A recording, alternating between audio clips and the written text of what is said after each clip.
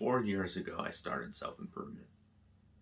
And throughout that time, I went from a porn addicted, pretty, pretty average or below average like level of fitness. And I went from having pretty much all failing grades during that time, all the way to quit porn. Basically, zero lustful actions. Obviously, everybody has thoughts, but cut down to a minimum. I'm in the top educational program in my country, funded by Cambridge University, located in London, I believe.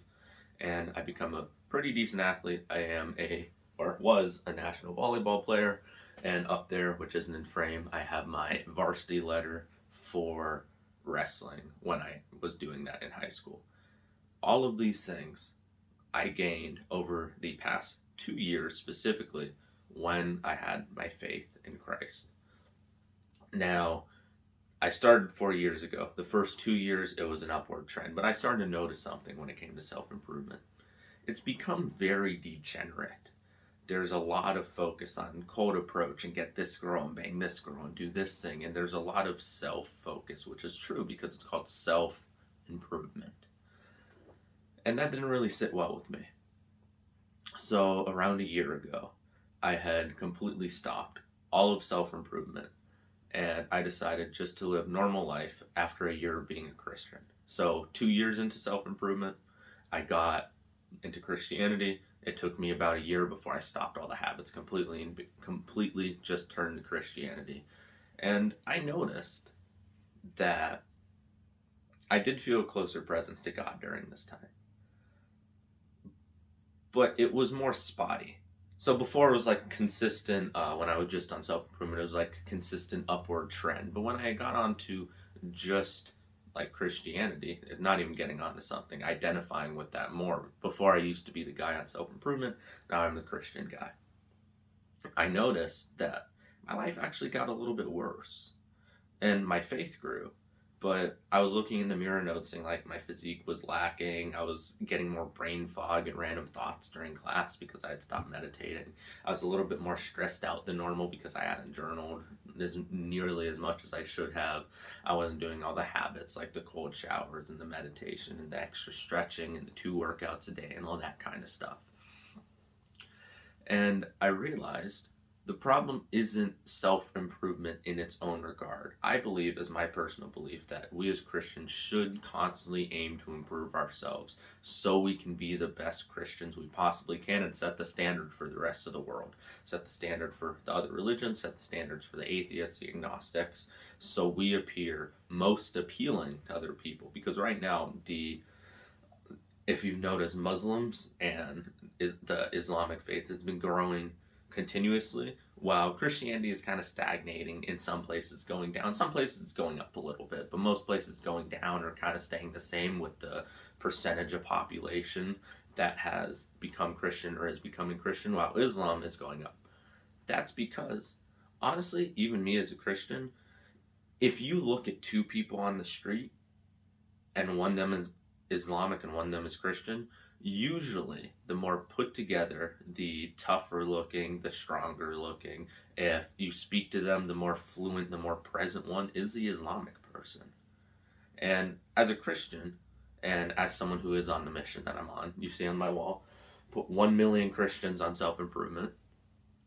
It is my mission to try and reverse that and make the best possible Christians possible, trying to make myself as good as possible and then spreading the knowledge that I've gained, all the mistakes, all the successes, and just kind of give stories for people to watch and to listen to so you kind of have this mindset ingrained into your brain.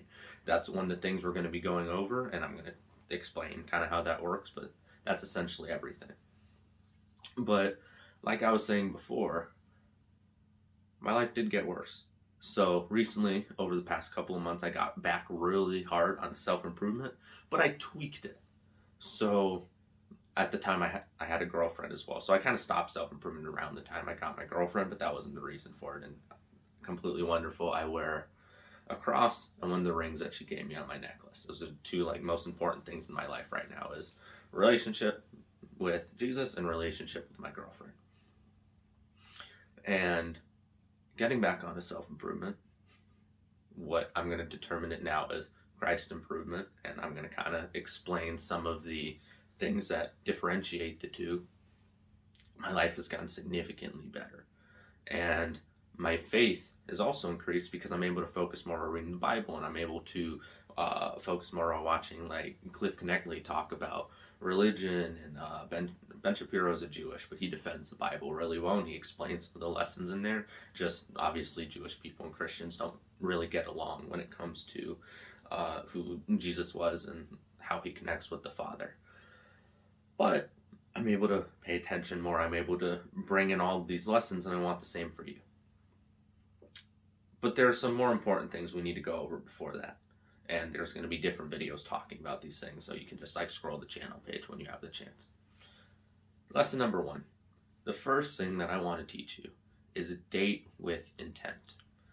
When you're trying to get with a girl, when you're trying to get with a guy, it'd be weird if you're a chick watching this because it's like male self-improvement, but I don't judge, no problem.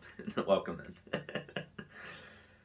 If you're a young guy and you're going around trying to learn how to talk to women, going that girl and that girl and that girl, that's fine. There's nothing wrong, in my opinion, with attempting to maybe even flirt a little bit, not like super, super crazy, but just push the waters, see what's possible, get comfortable with different things. But when it comes to the physical aspects, the kissing, the sex, even like prolonged hugging, in my opinion, there's an issue when it becomes with multiple people.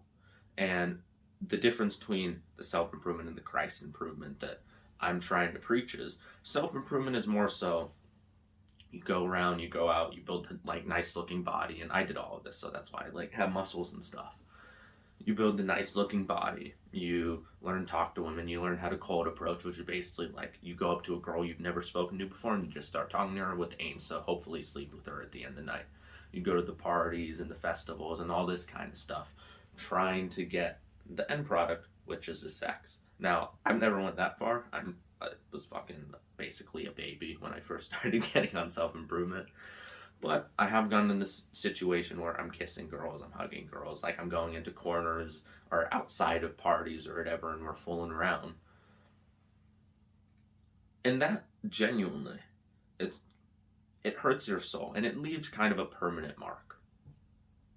I still have traumas and not necessarily thoughts, but I still have things that appear in my brain when I'm with my girlfriend now. We've been together almost a year. We'll be together a year in a month from now, 28 days from now. I'm a bad boyfriend, whatever. But when you just go out, when you're just hoeing around with girls, when girls are just hoeing around with guys, it takes a piece of your soul. Because in the Bible, it's explained that laying with a woman, laying with a man, is like connecting flesh with them. You become one, and you become one deeper through marriage as well. And I'm not going to lie to you. I'm someone who fully intends on marrying my girlfriend, but we've done things that we probably shouldn't have done biblically. I'll fully admit to you that I'm not perfect in that regard also. But I can appreciate the fact that if I were to delay gratification, if I were to wait and just stay with my girlfriend, and then we wait to get married, and then we start doing those things, then that would probably be a better experience because of the fact that it's more so earned. When you go out and you're just cold approaching and you're banging random girls, yeah, it's cool. Yeah, you get like the little dopamine hit. But every single time you do that, it's like splitting your spirit in half with someone. And you pound this person and that person and that person. Now you have a third, half of a quarter of what you had before when it comes to like your sexual, spiritual energy. Dating girls for practice is never good enough, because if you know when you're going to get into a relationship, this is the main message, when you know you're going to get into a relationship with someone and you know that, yeah, this is just for funsies, like I'm not even planning on dating this person or like marrying this person, if you fully believe with your heart that there is a chance that you're going to marry this person, you want to marry this person, which is very common in the beginning especially. I've had that with other girls and I was completely wrong. They were fucking batshit crazy. Then I would understand, okay, yeah, you want to be with them, you want to hang out with them, whatever. But if you're just with the person for the sake of you just want someone to be with, or you're sad so you want someone to comfort you, or you're lustful, or you want to commit sin with that person because they give into your bad habits or they don't require you to be the best that you can be, then that's when it becomes a problem, because that not only affects that person, that affects you. So when you date someone, when you get together with someone, when someone becomes your girlfriend or your boyfriend or whatever, I'm just going to say girlfriend. Only guys are watching this. Come on. And again, if you're a woman, it's common, and I'll start using both pronouns or whatever the fuck you call it. But when you get with your girlfriend, you're going to want to be able to tell her that, yeah, you're the only one I've been with. You're the only one I've slept with. I've kissed one person before you, and I regret it. Because as Christians, we also have to be honest. And if your girl says, you're way too good at kissing, how do you know how to do that? And you say, oh yeah, it's because I was with 10 chicks. That's going to leave a permanent stain on the relationship. That's something you can get over if it's good enough, like your relationship is good enough. But that's not something that you just make go away. My girl has done things in the past that make me a little uncomfortable to think about. I've done things in the past that makes my girl a little uncomfortable to think about. We're with each other now, and we don't really bring like past experiences, like past practice into our relationship. And because things get different when you become more intimate. It's like if you're learning how to box, for example. Or let's say you're just learning how to fight. Let's make it a complete blanketed statement. You're learning how to fight. You learn how to throw a punch. You learn how to throw kicks. You can throw elbows. And like maybe you learn to grapple. That's super smoothed over. That's the cold approaching where your goal is just to like bang the girl at the end. Let's say you learn how to box now. And you're just boxing. Now you're noticing instead of having your guard down here, you have it super tight. You have it up. Maybe if like you're a taller fighter, you keep it down and do counter strikes. You're learning that because of the bigger gloves, you have to twist your arm over if you want to sneak into like smaller spots. Because with just your hand, you can punch like this, and nobody's going to be guarding here. And even if they do, if your knuckles hit like their wrist, that's going to really hurt them. When you have the big bulky boxing gloves on, which is confusions and like rewiring of your brain when you get into that more serious relationship. When your partner says, hey, I like when you do this thing, I don't like when you do this thing, then you have to relearn everything anyway. And it's even harder the more damage that you do in the beginning, because of the fact that you are practicing on just, you weren't practicing anything. You were practicing having fun. Yeah, maybe you're able to bang a little bit better, but you're losing all of these attributes in simply just being a good partner, being intimate. Because the more you have sex, the more you're with different women, the harder it is for you to be intimate, because in order to be intimate, you have to be open. If you're open with everyone and then they just disappear evolutionarily, it's going to be more difficult for you to be closer with the next person because you're expecting them to disappear. When you're with your new partner who you plan on marrying or you plan on getting with, or you plan on staying with for a very long time, maybe something happens and you don't get married, or someone was unfaithful, for instance. When you get with that person, after being so used to like fucking popping in and then dipping, then there's just nothing. At a certain point, you're not going to be able to be intimate. It's genuinely going to be gone from your soul. If you look at blasphemy, for example, blasphemy of the Holy Spirit, that's the one unforgivable sin in Christianity. And it comes from constantly pushing God away, pushing Jesus away, pushing the ideals of God away, and just it completely being numb to your soul and to your heart. A lot of people get that confused. Blasphemy isn't you speak against God once or twice or 3 times or whatever, and then you come to Christianity and you're not able to be forgiven. Blasphemy is doing it so much with such aggressive intent that you're just completely closed off to the idea. Genuinely in your soul, you don't. As Christians, we have the ability to hear the Holy Spirit, right? We're in our conscience. We kind of know what's right and wrong based on the principles that we have. And I'm sure you've experienced this, and if you haven't, then I don't want to say you're not in that spot in your journey yet, because that's very like insulting, but maybe you are, maybe you aren't, maybe I'm completely crazy and that's not even a thing. But there's a certain feeling, and it's a little different for everyone, when you know there's a decision you need to make and when there's a decision you don't need to make, even if your logical brain is telling you, okay, do this thing or do this thing. When you blaspheme, you can't feel that. And when you are closed off to intimacy, you can't feel it. It just closes at some point. And the more you go, this is like pounding a chick or whatever. The more you go, the harder it is to feel that, which is what we don't want. Second thing, so we're going over 3 things. I was thing 1, date with intent. Second thing, tie your improvements to God.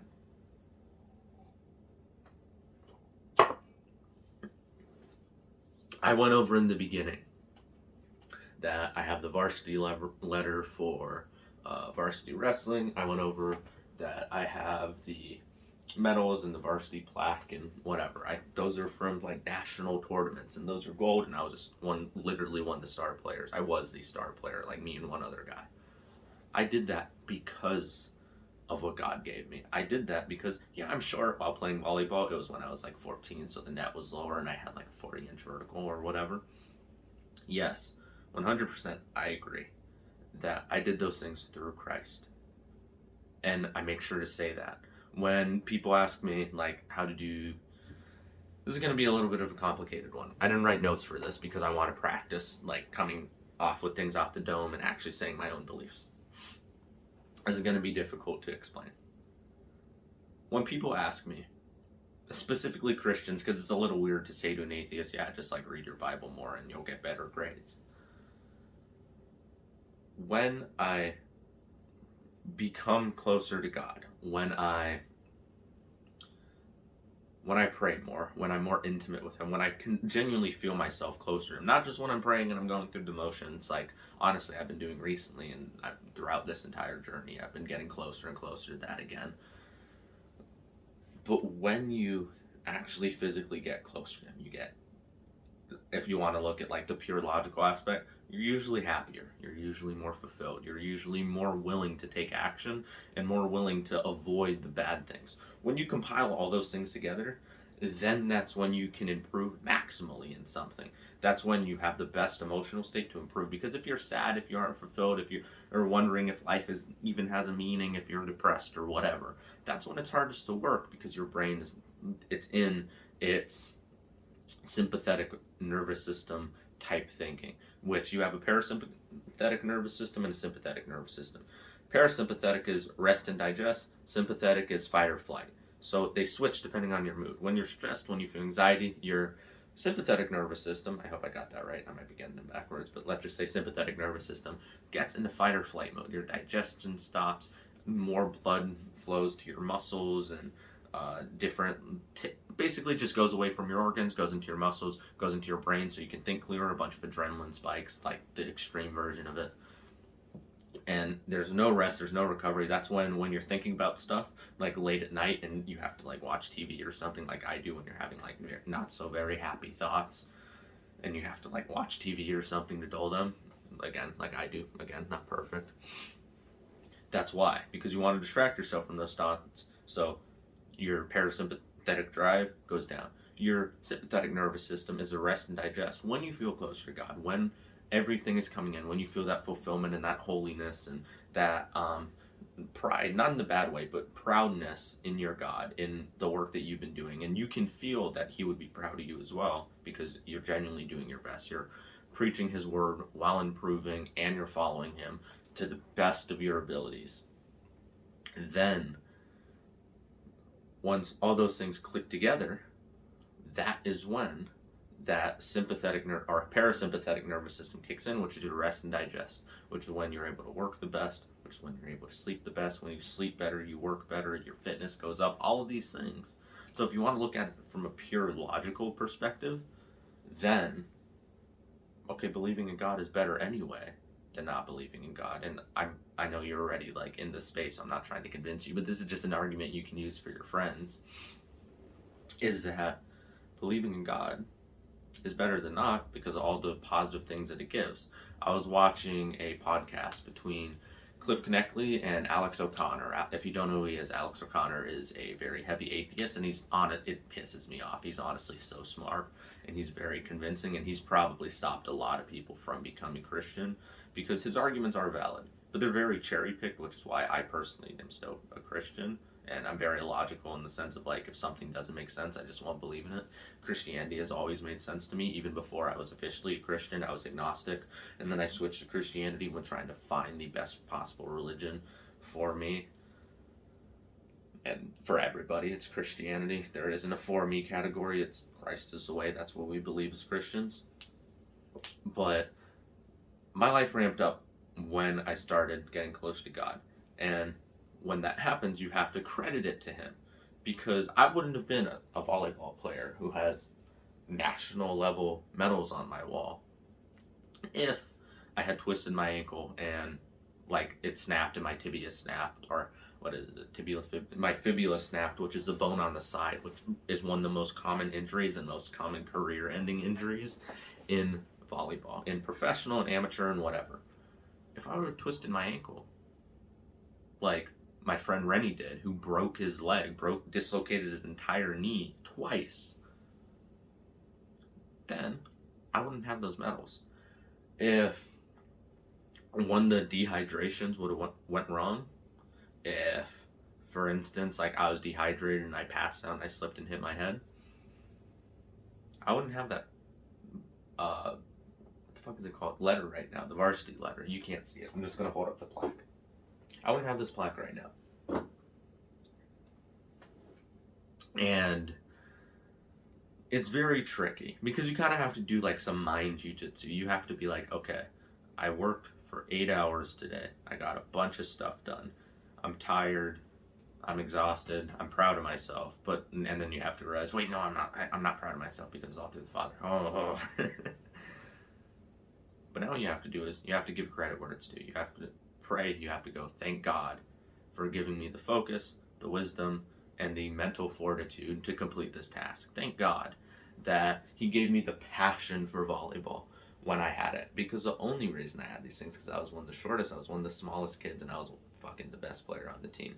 The only reason for that is because God gave me unrelenting passion that allowed me to train 5 hours a day, through the cold, through the rain, literally outside. So I played indoor volleyball, but I would practice outside because that's where I had space. I'm not like hitting a ball against a wall in my house, and it would be hours of just hitting against the wall, hitting against the wall, hitting against the wall, and then practicing setting, putting a box on the floor, setting to that, recording, trying to set the highest point of the ball to where the box is. Do you know how complicated that is? That's fucking hard. And the only reason I'm able to do that in my mind is because of the knowledge God gave me. The inspiration through the show Haikyuu when I used to watch anime. The inspiration through my favorite players like, what was his name? Lyoto Nishida, I think his name is. Japanese volleyball player. He's the ace spiker, which is basically like the best scorer on the team for the Japan national team. What else? I credit him for giving me the passion that I have because it was every single day for a summer, 5-6 hour days. From like when I would wake up in the afternoon, I would like eat, I would obviously have a life, whatever. Like I would eat, I would probably play some games during that time, which I don't anymore, which I also credit to him. And then I would train like 5 hours a day. What 12-year-old, 13-year-old is doing that? And it was because I had a goal that was so passion ingrained through him that I wanted to achieve. I wanted to be on the Armor team, which is the highest level team in my volleyball club. So there is, I believe there's club, which is the lowest. There's national, there's elite, and then there is Armor. And then there's Armor Orange, which is the second highest one, and then there's Armor Black. I was on the national one. And then I upped because they needed players, and I was like one of the middle players on the elite team. And I was like, I'm an elite level player. Let's go. I skipped Armor Orange. I kind of skipped Elite, to be honest, because I wasn't really supposed to be on that team because it was only through sheer luck, which, again, credit to him. Over the summer, I trained, I did private lessons, I worked very, very, very hard. And I got into Armor Black. And I don't remember how Christian I was at that time, but now everything goes to him. And that's how I want to believe. Because when I get up there in heaven, my attributes don't mean anything. What I did doesn't mean absolutely anything. The best thing that I can possibly do is just try and live the life that's closest aligned to what I think he would want me to do. And I'm doing that right now. It doesn't necessarily have to be fun all the time, but it should always be fulfilling. If what you're doing isn't necessarily fulfilling, then you're probably improving in the wrong area. Like me, I've been super into fitness for the past 4 years. It hasn't been fulfilling at all for a couple weeks, months. I remember that this can transition to the next point. I remember that I trained calisthenics purely for a year before I had quit. And the only reason I had trained calisthenics was because I sought inspiration through another man. So if you look up Ian Barsegal, and don't make the mistake that I made, don't go up and be like, I want to do that. And maybe you do. Maybe it is your passion. But just listen to what I have to say before you do that. Ian Barsegal, he's the like Soviet. He's I think Romanian, Moldovan. He's from Moldova. He advertises like the Soviet secrets or whatever, and you'll know who he is when you see him. He's a guy who does like the fancy handstand push-ups and the one-arm pull-ups and all that kind of stuff. But I really want to do what he did. So for 10 months, almost a year, I was locked into nothing but calisthenics. And this is around the time I got off self-improvement as well, because I had determined that it didn't really align with Christianity fully. And like back what I was talking to about before, self-improvement is focused on me. I accomplish this, I accomplish that, I accomplish this, I accomplish that. That brings into ego and arrogance, which I do not bode well with. I'm still very torn on whether or not to be humble, because in a biblical sense, being humble means being humble towards God.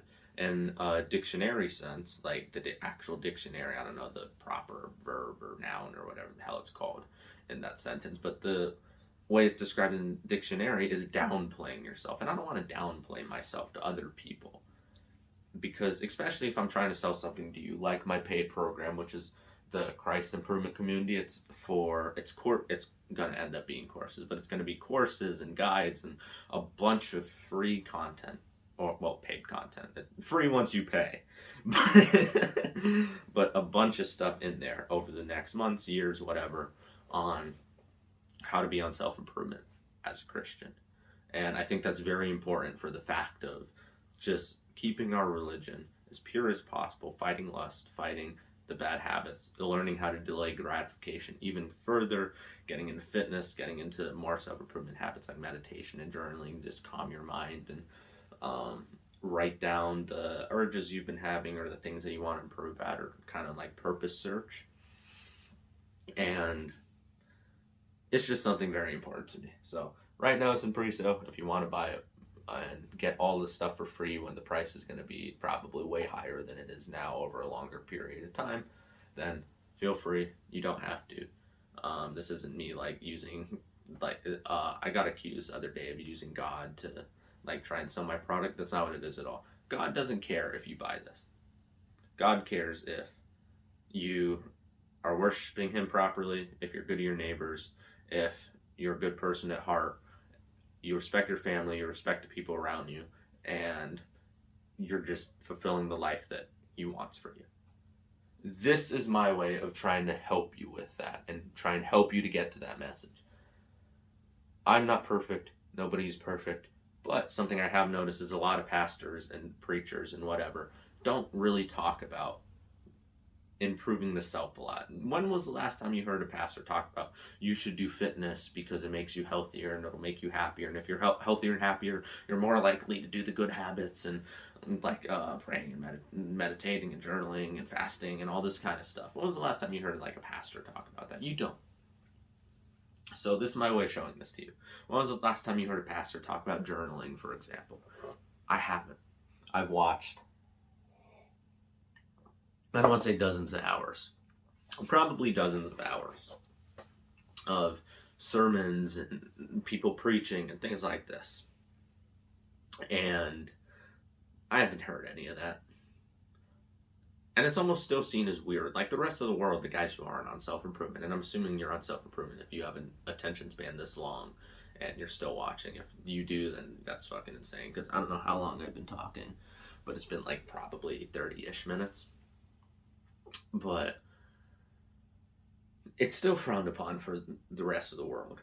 And Christians especially still do, because they think of it as an alternative, not an addition to their faith. So back to my third point. This is the final point before I give you like the call to action and you watch the next video or whatever. Worship God, not humans. I've mistaken this. You've probably mistaken this.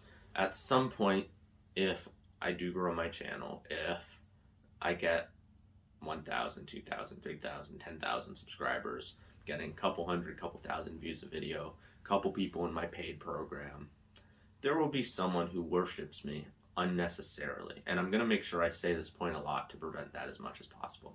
When you get value from someone, the inherent, if you boil it down to a really small point without giving a lot of nuance, what Christianity is you worship God for some value at the end. You worship God so you can get to heaven because you love him and he loves you and you want to spend eternity with him. There's obviously nuance there. I'm not saying that's the official statement. I'm not saying that's the fine print on the Bible saying, oh, by the way. I'm just saying that we're using that as kind of the deterrent or determination in order to fit my point. When someone gives you value, for example, Ian Barsicle with me, he would teach people and give inspiration on all the cool skills. He would give knowledge on how to train properly and eat properly and sleep properly and all that kind of stuff. When someone gives you knowledge that genuinely improves your life, that makes you like them more. The reason I make these videos is, one, because I like talking about this, but two, because I have a paid program, motherfucker. I want you to pay me. So I'm giving you these 30, 40-minute lectures, basically, on old lessons, on new mindsets, on new experiences, on different things that you can kind of maneuver in order to improve your life. And once you improve your life, you'll buy this. You'll see it has a price tag that says $49 on it. It's $49 on the pre-sale. You get it for life. Versus like it'll probably be like 20 or 30 something dollars a month once people actually get in there. But anyways,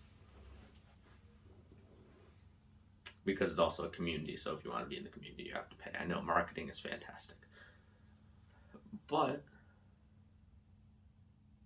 when I give you that value, if I was talking about discipline, for example, those are the first two videos on my channel. I was talking about discipline, talking about selling my discipline playbook.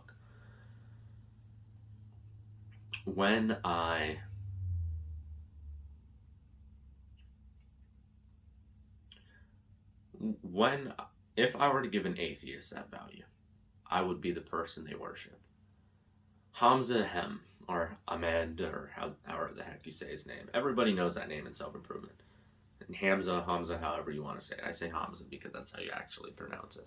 Shots fired. He has called himself a cult leader in the past, which was like, haha, funny, he's not really being serious. Recently, through his advanced channel and his regular channel, it's become a little bit distasteful for me as a Christian because it doesn't really fit the Christian value set. And you've all heard the saying, you're the sum of the 5 people you spend the most time with. If I'm ingesting all this content, all these lessons, all these everything, then I'm going to start becoming like that, which in some regards I do want to. I'm doing the content creation, I'm doing the making money, I'm making my paid product, I'm learning how to speak on camera, learning how to be confident, getting onto self-improvement, all that kind of stuff.